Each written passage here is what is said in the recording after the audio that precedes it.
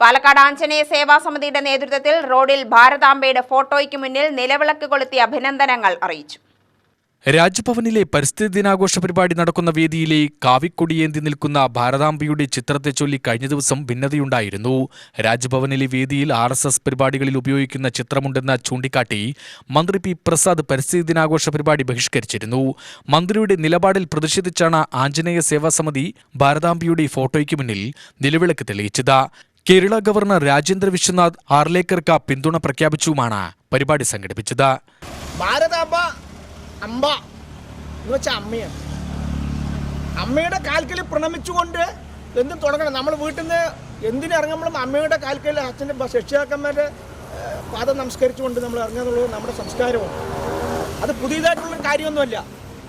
അത് മനസ്സിലേക്ക് പല ഇസങ്ങൾ കുത്തിക്കയറ്റിക്കൊണ്ട് വ്യത്യസ്തമായിട്ടുള്ള കാഴ്ചപ്പാടോടുകൂടി ജീവിച്ച് ഒരു വിഭാഗത്തിന് വേണ്ടി അല്ലെങ്കിൽ ഈ നാടിനെ ഭാരതത്തിൻ്റെ സ്വത്വത്തെ നശിപ്പിക്കാൻ വേണ്ടിയിട്ട് കച്ചുകെട്ടി ഇറങ്ങിയിട്ടുള്ള ആളുകൾ അവരെ ഈ രാഷ്ട്രത്തിൻ്റെ ഐക്യത്തെ നശിപ്പിക്കാൻ വേണ്ടി, രാഷ്ട്രത്തെ സംസ്കാരം നശിപ്പിക്കാൻ വേണ്ടി മാത്രം ജീവിക്കുന്ന കുറച്ച് ആളുകൾ ഈ നാട്ടിലുണ്ട്.